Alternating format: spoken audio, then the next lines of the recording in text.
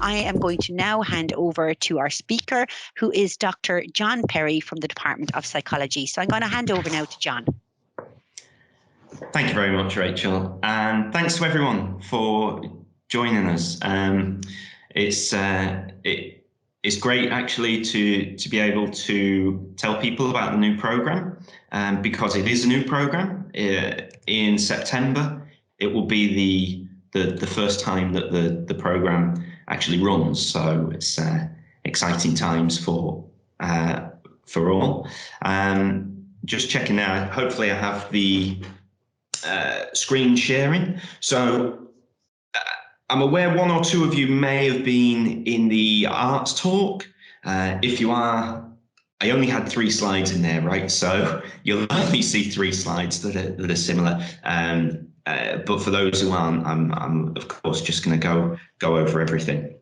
So first of all, psychology in terms of what it is, it's a scientific study of the mind and behavior. So when we have a degree dedicated towards studying psychology, that's why it's a BSc, a Bachelor of Science, okay? Now let's think about that scientific study. What does science try to do? Science tries to establish cause and effect. So an effect might be the way that you think in certain situations. Are you able to concentrate for long periods? Do you get stressed out? Do you worry about things? Okay. It might be the way you feel. So it might be feeling uncomfortable, or it might be feeling nervous, or it might be feeling in love, or a whole range of different emotions. Or it might be the behavior. It might be actually what you do. Do you kind of move yourself towards the front and center in group situations, or do you retreat and sit in the background? If you get into an argument with someone, do you kind of assert yourself, or do you back down? And all of those are essentially effects, they're outcomes, thinking, feeling, and acting outcomes. So what we want to do is understand what causes that. Why do people think, feel, and act in that manner? So over the next kind of 20 minutes, and then we'll address questions. So do keep any questions come flying in. I'm going to answer 2 main questions. Why you should study psychology, and once we've addressed that, why an MIC? Now, in terms of why I believe you should study psychology, and I'm biased, right? It's a fantastic area to get into. Now, people automatically think about the thing you study leading to potential careers. And we know that psychology, as well as a scientific subject, is a profession. You can go and be a psychologist. And if you wanted to be a psychologist, there's so many different areas you can work in. You could be a clinical psychologist who works in health. Okay, so when people suffer from personality disorders, schizophrenia, major depressive disorder, bipolar disorder, any number of those kind of things, you help support that person to get better. You might be interested in educational and child psychology. You might be interested in sort of special educational needs and autism spectrum disorder and those kind of things. You might also be interested in getting into forensic psychology. So, you know, where you might have to make assessments over the sanity of individuals who commit crimes and those kind of things. You might be interested, as my background, sport and exercise psychology. So I'm interested in performance. I'm really interested not in so much what's wrong with people, but how can you maximize your opportunities to achieve as much as you can out of life. You might be interested in organizational and business elements of psychology. You might be interested in counseling. And all of those routes are open, okay, really good careers. But actually, despite the graduate employability being really good from psychology degrees, probably about 70% of graduates don't go on and become psychologists. Why is that? Because you can go and work in any area, because psychology is about understanding people. So you can go work in human resources, you can work in marketing, you can work in advertising, you can work in business, you can work in charities. Because if you understand people and you understand why people think, feel, and act how they do, then pretty much any job related to people has a psychological element. There is psychology in everything that we do. Even for those who go into teaching or go and work for a fire service or become a guard, or understanding people is a huge component of all of that. And that's why psychology is actually an incredibly popular program of study. Now, unfortunately, in Ireland, and this is part of the driver why this course exists, there's a lot more people that want to study psychology than there are places on courses that offer psychology. And this is why we were so keen to get this program ready, because it is a good subject to study. Lots of people want to study it. So we're trying to provide something for people to be able to do that. Now, in terms of what you would study when you do so we're interested in understanding why people think, feel, and act how they do, okay? Now, there's 5 broad areas that every psychology program will have. And that's personality and individual differences, social psychology, developmental psychology, biological psychology, and cognitive psychology. And they're all different approaches to understanding why people think, feel, and act as they do. So personality and individual differences, intuitively, you know a little bit about what that is, right? Because you have a personality, and everybody you've ever met has a personality. And equally, people are different. So I'm interested in personality and mental toughness and how people manage stressful situations. And that started when I was working as a sports psychologist. Being in the dressing room before a really big match, you can see everybody, despite being in the same situation, everybody's having a completely individual experience based on who they are, okay? Some people are more resilient. Some people are very sensitive. Some people are really ambitious. Some people are a bit more happy-go-lucky. Some people find being the center of attention really draining, whereas other people love it and actually don't like being alone. So these are personality traits. These are characteristics that we can understand people and we can predict their behavior in certain situations. Then there's social psychology. So an example I gave in the arts talk, I'll give again there, is think about racism. Okay, people hold racist attitudes. Why? That's not part of their personality. You're not born with a genetic predisposition towards being racist. People are influenced by the societies that they grow up in and their experiences. So there's a whole bunch of studies in social psychology that looks at things like group dynamics, how we can be influenced by culture and rewards and punishment and those kind of things around us. And it's no coincidence then that people from communities consider themselves to have a community identity that's separate from other people. Developmental psychology looks at the lifespan. So right from where our brain starts to develop, which happens within the first few weeks of the fetus developing, right through to the other end of life, and with working with older people, we have this lifespan where our capacity to understand language, to express that language, our intellect, our capacity to be able to interact with other people changes across the lifespan. And it's really, really useful to understand those changes so we can start to intervene and help people kind of get to where they want to be.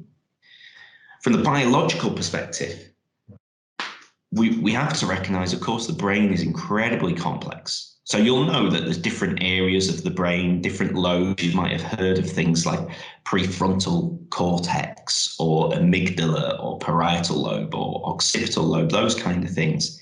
We don't do left brain, right brain. That's just a myth. That's not an actual true thing.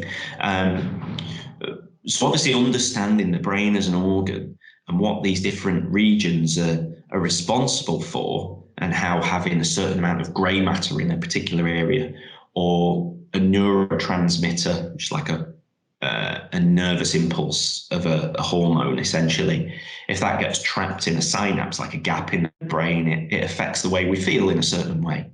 And that has an impact on our overall mood. We can also look at things from a cognitive point of view. So cognitive is about processing information, storing memories, so many different memories that we have. So you have things like procedural memories, knowing how to do things in a certain order, getting dressed in the morning, tying your shoelaces, those kind of things, or driving. We have declarative memories, being able to recite facts, something that no doubt you'll be learning for the leaving cert. We also have things like episodic memories, and they're really interesting because it's not an episodic memory isn't necessarily a true reflection of what happened in the past, but it's the story we build around an experience. So to give you a personal example, I have a sister that's 11 months older than me. We grew up in the same house. Yet when we talk about our childhood, our memories of it are completely different from each other, because the way that we've developed those memories are different, because we're different people. Now, all of that is about gaining knowledge of stuff. And how do we gain knowledge? Through research. Okay? And that's what research methods are about, trying to identify that cause and effect. So there's a strong element there where you'll come up with research ideas. Maybe there's lots of things, and there are a lot of things that we don't really know, and we don't understand why people do what they do. But we can try and figure that out, and that's all part of the fun, and that's what we do with research methods. Now, hopefully I've convinced everyone that psychology is a fantastic subject to study. So why should you do it at MIC? Well, I'm going to reflect on some of the reasons why I think what we offer here is a really good option. I'll firstly just point out that there's 3 programs that have psychology on an undergraduate level here. So that's degree level, right? Level 8. There's the BSc, but there's also the Bachelor of Arts and the Bachelor of Education in Education and Psych. Okay, they're both joint honours degrees. A lot of the subjects are shared. So on a lot of the modules, you'd be in people on those other 2 programs as well. There are some modules, typically at least 1 or 2 every semester, that will just be for the BSc in psychology. Now, I can anticipate one question that's going to be asked a lot: accreditation. Okay, so currently both of our joint honours programs, the BA and the BEd Ed and Psych, are both accredited with the Psychological Society of Ireland. And you can go on and get onto any master's degree that somebody who's studied just straight psychology can do. We're submitting for accreditation in the next couple of months for the BSc psychology, but it can't officially be accredited until it starts running. Okay, so I suspect during your first year on the program, it will gain accreditation. As long as it gains accreditation by the time you graduate, then you can become a graduate member of the Psychological Society, as long as you get a certain grade in the degree, which is true of all accredited psych courses. Okay, so that's the plan with that. Given that the 2 courses that have slightly less psychology in them are accredited, I don't really see any issues in terms of gaining the accreditation for this one. Now, what is it that's bespoke about this course? We study both the scientific subject of psychology, but also the psychology of humans. Okay, not just the scientific subject, but the applied aspect of psychology. And I think this is incredibly useful. And this comes from being a student myself many, many years ago, 16 years of lecturing, A frustration I always have with a lot of psychology degrees is that you get into them because you're interested in people, right? You're interested in why people think, feel, and act as they do. And sometimes that gets lost because it's about learning particular theories and research methods and statistics and those kind of things that certainly are really important, and they're robust and they have to be part of an accredited program. But you don't necessarily do the bits that allow you to apply that in the real world, to actually see what working with people, trying to understand them, trying to make changes. That's the stuff that is really interesting. So I do a lot of research in psychology, but the point of the research is to gain knowledge that can hopefully have a positive effect. So I also like to do the small p psychology, without the capital letter. It's not just about studying a subject, but it's about doing psychology as well. And we're able to do that because it's a 4-year program. Now, there are some 3-year programs out there, and we thought about doing a 3-year program, but to gain accreditation, it would largely have been a study of the scientific subject of psychology. By having the program over 4 years, I think it brings it back more to the interest in people. So I'll give you a little bit of an overview of the structure now. Depending on the size of screen you've got in front of you, I can't guarantee how clear this will be, but it's available online and you can find the information. Here's the structure of the course. Okay, in the first year, you can see that you study things like individual differences, developmental psychology in there, cognitive, introductions to research, bits of social psychology, developmental again, more individual differences, all of those elements that I've kind of spoken about in the what you typically do in psychology courses. There's also a module in there called performance psychology. Now that's just for the BSc cohort, and that's about how you actually apply the other stuff that you're learning to help people to achieve what they want to achieve. So these are performance contexts. Could be sport, could be work, could be performing arts, but where people are in these contexts where you have to be able to perform as well as you can, and that's your goal, how can we help people to do that? So you study that straight away. You'll also notice that there's skills for study and work in the first year there as well, because it's an incredibly useful module that all students in the arts faculty do, because it helps you to learn how you best learn. When you move into the second year, the first semester, you've got, again, some conceptual and historical issues, some critical perspectives. So we're starting not just to accept our current level of knowledge, but go, okay, but what don't we know?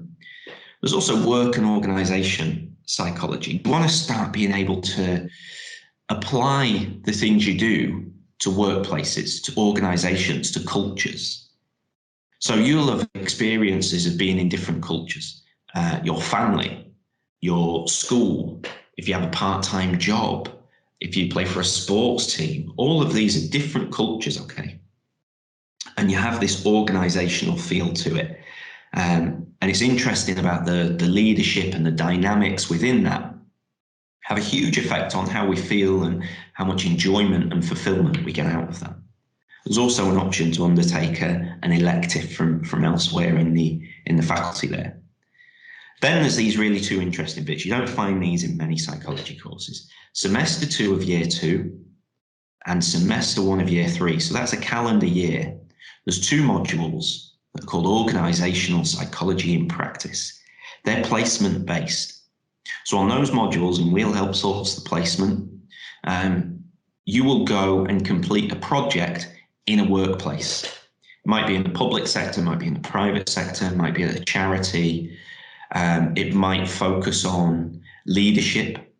It might focus on the organizational culture. It might focus on how you can measure the strengths of staff or identify some of the vulnerabilities and areas that they need to develop. But you'll be doing hands-on something that has a real life use. It's a fantastic experience. So then you come back from that, and you might do it in two different placement-based ones, or you might do a project that runs for the whole calendar year. You still get the summer off, don't worry about that. You can also choose to study abroad for one of those semesters if you wish to. In the second half of year 3, you have a module called Psychology of Applied Settings. So that's reflecting on the skills you've developed. And this is really important, because if we're going to lecture you around psychology is about you as an individual. Okay, so part of my goal for you in 4 years of studying psychology is that you develop into the kind of person that you want to be. You develop into the kind of person that you really like and you enjoy in life, okay? So we have some of these modules, such as Psychology of Applied Settings, that helps you to reflect on your own experiences and understand your own personal development there. It might be from a professional point of view, or it might just be you as a person and reflecting on how you've grown over this time. We also have things like biological basis in there, more research methods. We have psychopathology, which is essentially how we go about recognizing things like various disorders. So disorders around identity, depression, anxiety, schizophrenia, personality disorders, all those kind of things. And then you can choose an elective. And you can see these are sort of context specific, whether they're in health or motivation or education or sport or coaching psychology, which is more work-based. Then you get into the final year, you undertake a dissertation. And that final year, the research project becomes quite a large piece of it. You have to design a project. You collect data, you analyze that data, you present that data. Now, with our existing courses, I think for 4 years running now, one of our students has won best presentation at the Psychological Society of Ireland's sort of student annual congress. So we love it when students go and present their own work to other students and psychologists in the country, with a great track record of them doing really well. You'll also see there's modules like applied social psychology. That gives you a sense of where you're going throughout the degree. You start off understanding some of the important experiments that have happened in the past and some of the basic theories of psychology. But by the time we get you to the final year, we don't just want you to say, oh, I know about these theories. We want you to think, okay, so how can that influence change in the real world? So think about social, or some of the major social issues there are. Think about people's behavior towards climate change and sustainable practices and those kind of things. It's one thing to understand the theory, but by the end of your degree, we want you to think, okay, so what do governments and individuals need to do to encourage people to act in a more sustainable manner? And then you've also got, you'll see that the very final semester, 3 of your 5 modules are electives. And there's a strong reason for that is by then you'll have a real grasp of what context you're really interested in. If you want to get into health psychology because you fancy going down a clinical route further on, you can choose that. If you want to be an educational psychologist, then again, it gives you an opportunity to say, I think doing things around developmental and educational psychology would be most useful for me at this point. I would also, it'd be remiss of me not to talk about our staff. For me, it's the greatest strength of any institution is its staff. Because ultimately, once you peel away the bricks and mortar of the buildings, which we kind of have done for the last year and a half, you're left with people. and we have really experienced people. They're the creators of knowledge. They're all research active. Okay, and that's because that's kind of what university level institutions do. We have two main functions. One is teaching people stuff, but also universities are responsible for generating knowledge in the first place. That's how we move forward. So we have to do research, and we all do that. In my experience, and I've worked at 3 universities in England before coming over here, and this is actually across the board. It's not just psychology, but the quality of lecturers as teachers here is superb. They're fantastic. I suppose that's influenced by the history of the place as well. And most importantly, we're incredibly supportive. Okay. Hey, we're trained in trying to understand people.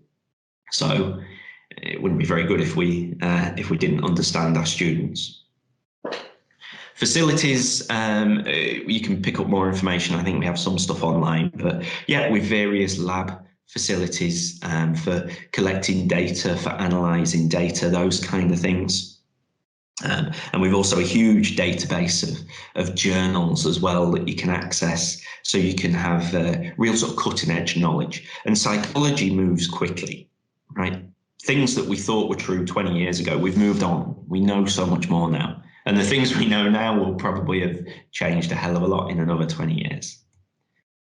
And finally, do you know, the biggest thing, the biggest reason I'd recommend this place is the experiences that you have.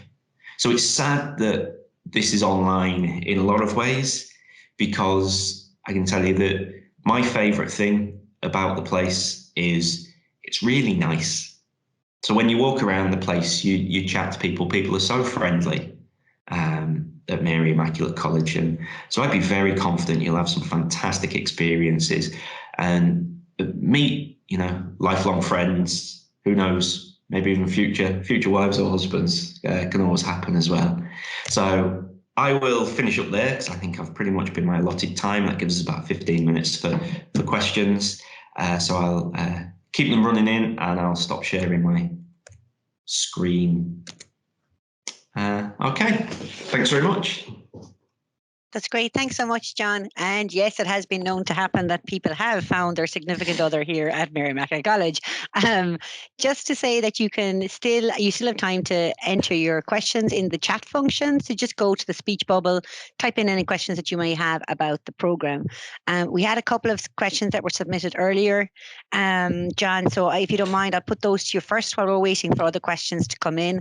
I know you answered the question already about accreditation, and it was pretty clear, but I suppose one of the questions that we're asked quite a lot at Open Days is, what's all the hoo-ha about accreditation? Why is it so important for somebody doing a psychology degree to do an accredited degree if possible? Yeah, and it is important because we often talk about accreditation but never really explain the point of it. So the Psychological Society of Ireland is a professional body, okay, and the professional body's role is to uphold the standards of its profession. So if people are training in psychology, the Psychological Society of Ireland's role is to ensure that the standards of education they're getting at the highest possible level. So that's what accreditation is. Now, how does it affect you? Well, if you want to use all the fantastic stuff you've gained from your psychology degree and go work in an area that's not psychology, you know, you want to go work in business or an area of health or something, actually the accreditation doesn't make a huge difference to you. But if you want to become a psychologist, you have to get postgraduate qualification, which is either a master's plus experience or sometimes a doctoral qualification. And to get that, to get onto those programs, you need to have completed an accredited undergraduate program. If you haven't completed an accredited undergraduate program, you'll probably have to do what we call a conversion course, which is an extra year between graduating from your degree before you can start a postgrad, like a master's or something like that. So essentially, if you want to go on and be a psychologist in the future, it'll save you a year, which also means it's not just a year of your life, but it's a year of costs and maybe accommodation and those kind of things as well. Yeah, and very true. And as well as that, we found out through my own niece is that there's not as many places on conversion courses as there is demand. So sometimes students have to wait for the second year around. They may have to take a year out while they're waiting for a place in the conversion course. So that's important too. I think the way to go really is with the accredited program if you can. That's the easiest way. Yeah, it is the easiest. We've had a couple of questions come in on the chat function, and the first question is: Do the students get to pick where they go on placement? Yes. So we will source placements. Okay, so we've already started working with a lot of different businesses and organisations and those kind of things, where some of those placements will have a psychologist at them, so you work underneath a psychologist. Some won't have a psychologist, but you'll be supervised by somebody at MIC to help you complete your project. And actually, some of those are the more interesting ones because their cultures would really benefit from having a psychologist. So we'll find those and we'll put them forward, and you'll be able to say, oh, I really like the look of this one. Now, of course, if everybody says, I'd really like the look of this one, and we can only send one student there, then there might be an interview process to get onto that. If you happen to make contact with an organisation and source something yourself and come to us and say, I think this would be a really good place to go on placement, then great. We can work with that as well. And we'll have the person who's over the organisational psychology and practice module will identify what would be an appropriate project that you could undertake within that workplace as well. So we can be fairly flexible around it. We'll identify placements. We'll let you choose your preferred ones from what we have, but also if you have contacts with somewhere that you think could be really useful, we can help with that as well. That's great. Thanks, John. I know you mentioned in your presentation as well that there's the opportunity as well for students to go and study abroad. So will they be like dedicated placements for psychology, BSc psychology students, or do we have an idea yet of where those placements might be? We have some vague ideas, but you see, I can't give you any names of organisations because they haven't. I understand. We haven't sort of formally agreed. We've just sort of approached them. I suppose because let's see. So if you're starting in 22, you're looking at sort of January 24 when you go on that placement. But yeah, so some of them that we've spoken to are private sector organisations. They're businesses. They're in pharmaceutical industries. They're in coaching and recruitment organisations.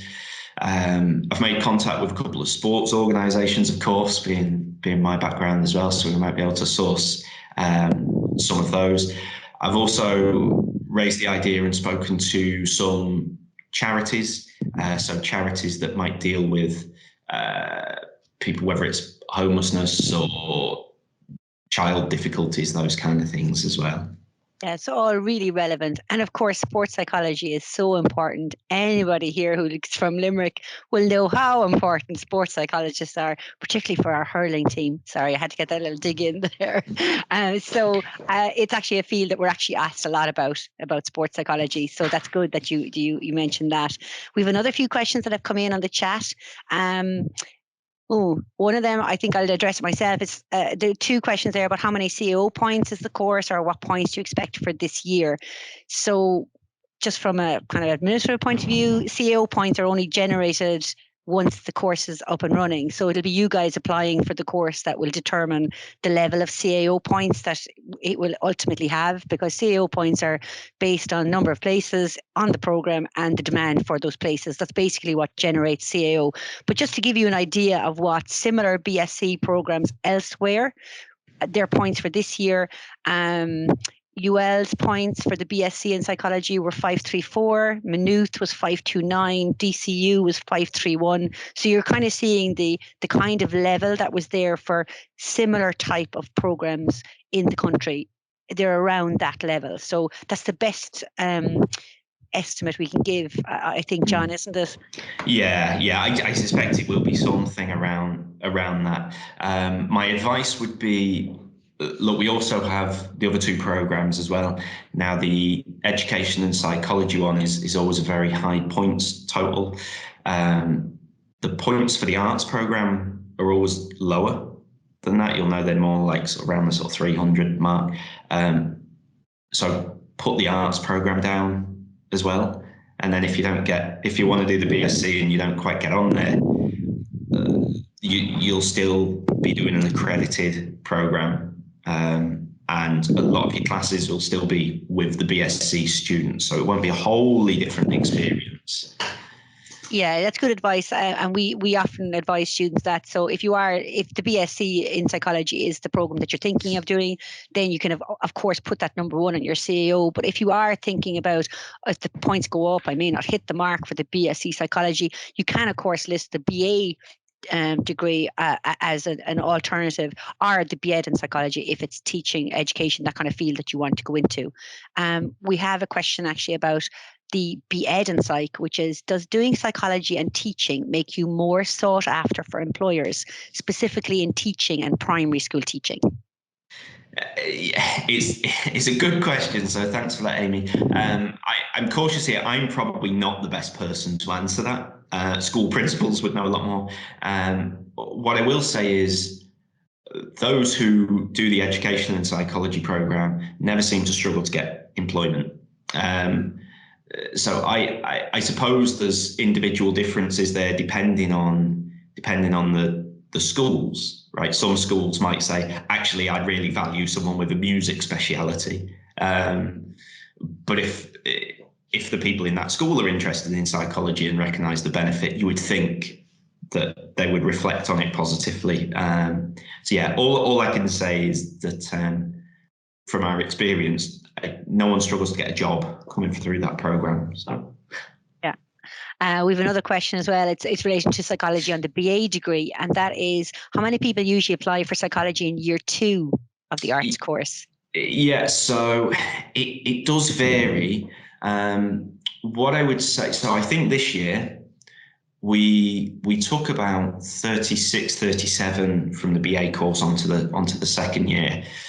I think there was just over 40 that had applied for it. So the vast majority did get on. So we do a rank order by the scores from the psychology modules in the first year. Now, what I would say is those that got on, it's not like they had to get incredible scores in the first year, right? That sort of fairly average performance seems to be enough. So I would say, look, about 80% of those who do psychology in the first year of the arts program and pass it and want to do it in the second year, they do get on. And some years they all do. It just varies year to year depending on. Yeah, like anything else, it depends on demand. And what John has said is true, that anybody can take psychology in first year of the BA program. And sometimes when people see that maybe 150 students are taking psychology in first year and there's only 40 places or thereabouts in second year, they're thinking, oh, sure, I've no chance of getting it.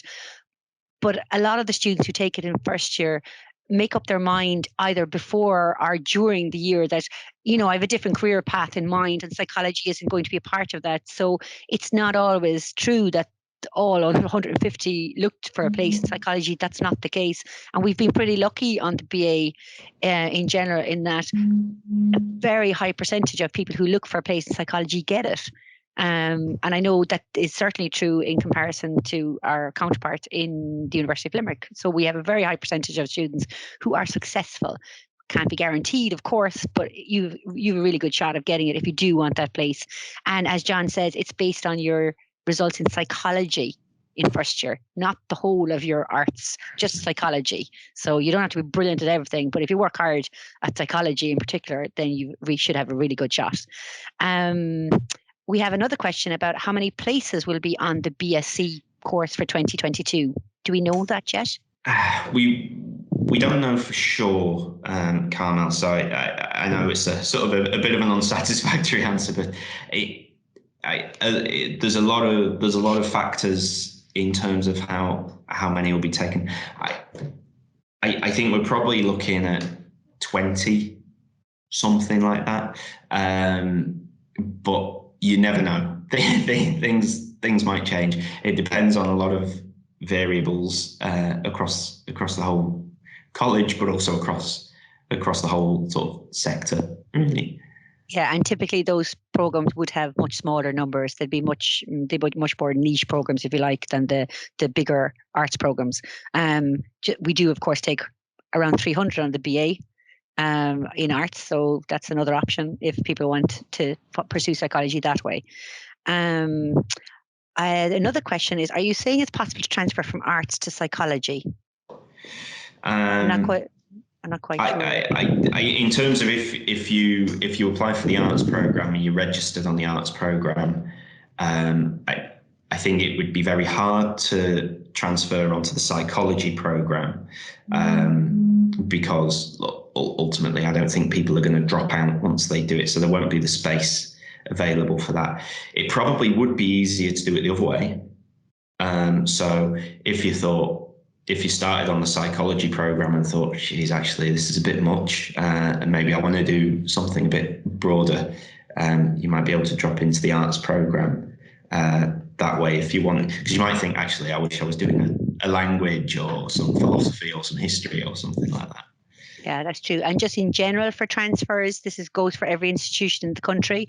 Normally, to transfer into a different program in that institution, you would have to have satisfied the entrance requirements for that program in the first place. So you'd have to have the requisite number of points in your leaving cert. You'd have to have whatever minimum entry requirements are. That's the same for any institution in the country. It's not possible to transfer in just because you happen to be an internal applicant without having met the requirements. So that's just one thing to note. Another question is: will there eventually be a master's in psychology available? Emily, I feel like you've read my strategic plan that's supposed to be confidential. I really hope so. Yeah, look, we've some plans to develop a couple of master's programs actually. So, given that it's a 4-year program starting next year, I would really hope that there will be a couple of taught masters programs available by the time people graduate. That's certainly something we're looking at. And we also we have research students as well. We have quite a few that do masters by research or PhD. But I'd be surprised if we don't have a couple of masters programs by the time this first cohort graduate. That's great. Thanks, John. And you can keep your questions coming in on the chat. Just use the chat function there. If a graduate of the BSc, for some reason, decided that they weren't going to go into what I would say a pure psychology type career, what kind of transferable skills are they going to, take from their BSc program that they can apply elsewhere? Yeah, so I suppose there's things around understanding some of the context that we do. So understanding communication and how that impacts on relationships, or how that impacts on leadership or something. So even if somebody went into an organization and found themselves in management or having to try and work with other colleagues, or if you went into a marketing type role or promoting, services of some kind, well, again, think about you're trying to elicit certain thoughts and feelings to change behaviors from other people. You'll also learn a lot about assessments and how you can assess and measure things. So that would be really useful if you were interested in recruitment, for example. You'll learn a lot about stress and mental health, of course, which means there's a lot of other professional health areas.